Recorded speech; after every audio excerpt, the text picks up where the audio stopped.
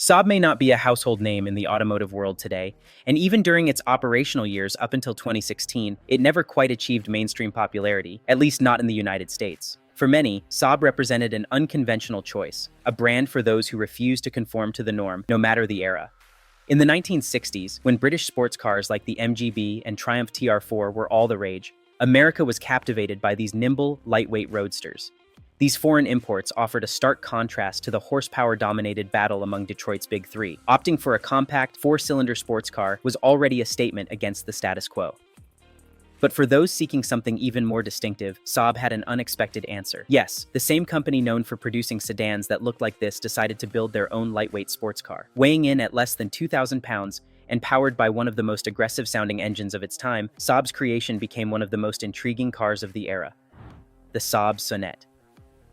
Before we dive deeper into the story of the Saab Sonett, I want to hear from you. Would you choose a quirky Saab Sonett over a classic British roadster like the MGB or Triumph Spitfire? Let me know your thoughts in the comments below. And if you're enjoying this deep dive into automotive history, don't forget to subscribe to our channel and hit the bell icon so you never miss a video. Now, let's get back to the story.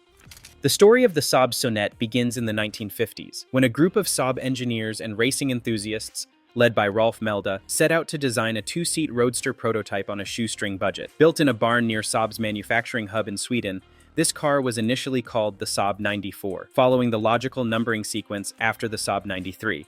It was later renamed the Sonett, inspired by a Swedish phrase, which I won't attempt to pronounce but will display on screen, that roughly translates to "how neat it is." This name stuck and became synonymous with the car from that point forward. First Saab Sonett was an absolute featherweight, tipping the scales at just 1,200 pounds. This was thanks to its aircraft-inspired aluminum chassis, which was riveted together in many places to ensure strength without adding unnecessary weight. Visually, the Sonett was a clean, contemporary sports car that drew clear styling cues from cars like the Porsche 356 Speedster and period Alfa Romeos. While it may not have been as elegant as its inspirations, the influence was undeniable. Interestingly, the body was made from fiberglass, a material Saab wasn't accustomed to using at the time. Due to budget constraints, much of the Sonett I's suspension and drivetrain components were borrowed from Saab's existing production models, such as the Saab 93 and 96. This meant the Sonett was front-wheel drive, a somewhat unusual choice for a sports car.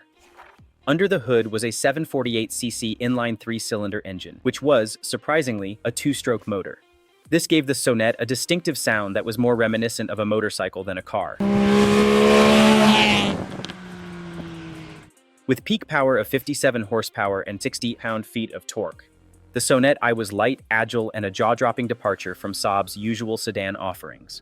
When it debuted at the Stockholm Motor Show in 1956, the Sonett was a hit. However, only 6 prototypes were ever built before the project was put on hold as Saab shifted its focus to producing sedans. But this wasn't the end of the Sonett. In fact, things were about to get even more interesting. By 1966, the Sonett made a dramatic comeback with the fully redesigned Saab Sonett II. Gone was the old roadster design. The new Sonett was now a sleek fastback with a large glass rear window that always reminds me of the 1965-66 Plymouth Barracuda. This glass rear led to a sharply truncated camback tail, which accentuated the car's body lines by minimizing rear overhang. The front end of the Sonett II was also modernized, with recessed headlights and a slightly more angular design. Overall, the Sonett II showcased a more cohesive and polished design compared to the Series I prototype, thanks to a more substantial development budget. Despite these changes, the Sonett II remained incredibly compact, with an 85-inch wheelbase and an overall length of just 148 inches, 10 inches shorter than the MGB and roughly the same length as the Triumph Spitfire. The Sonett II stayed true to the original car's ethos by using many off-the-shelf Saab parts. However, it was a completely different car underneath, featuring independent suspension at both the front and rear. Power came from a revised version of the two-stroke inline 3 engine, now enlarged to 841cc, which bumped output to 60 horsepower. While still modest, this was more than enough for the 1,500-pound Sonett II, which could reach speeds of over 100 miles per hour. The unique driving experience, amplified by the two-stroke engine's distinctive sound and a column-shifted 4-speed manual transaxle, made the Sonett II truly one of a kind. Saab had high hopes for the Sonett II in the American market, which was proving to be a lucrative space for sports cars. However, the biggest hurdle wasn't the price or the car itself, it was the engine.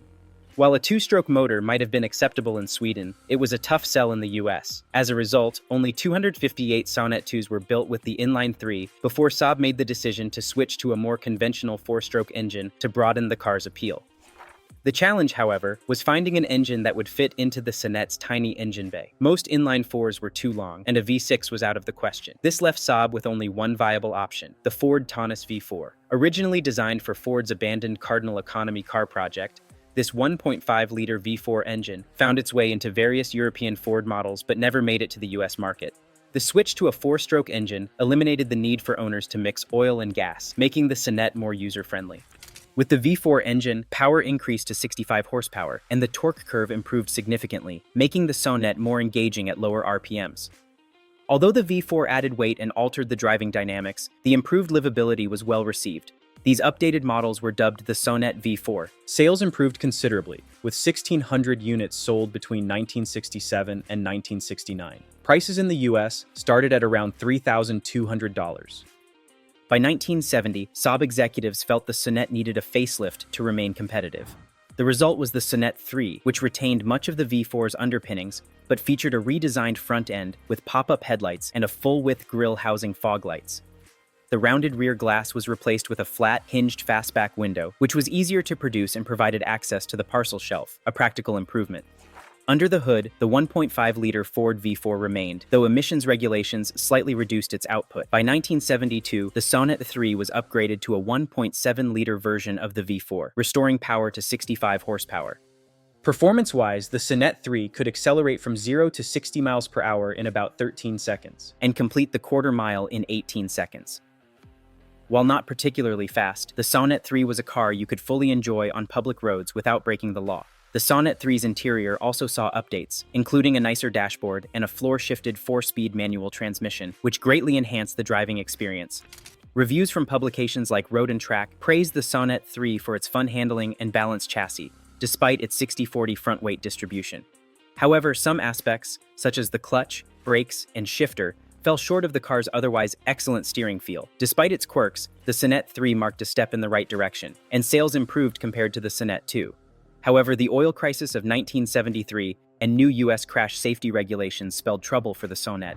The addition of heavy impact bumpers increased the car's weight to around 1,900 pounds, further hampering performance. Sales plummeted, and by 1974, Saab pulled the plug on the Sonett. Although there were plans to revive it, they never materialized. In total, just over 8,000 Sonett IIIs were built, bringing the total production of all Sonett models to just over 10,000 units. These were quirky, niche cars that appealed to a specific kind of buyer, someone willing to choose a Saab over a British roadster or other sports cars of the time.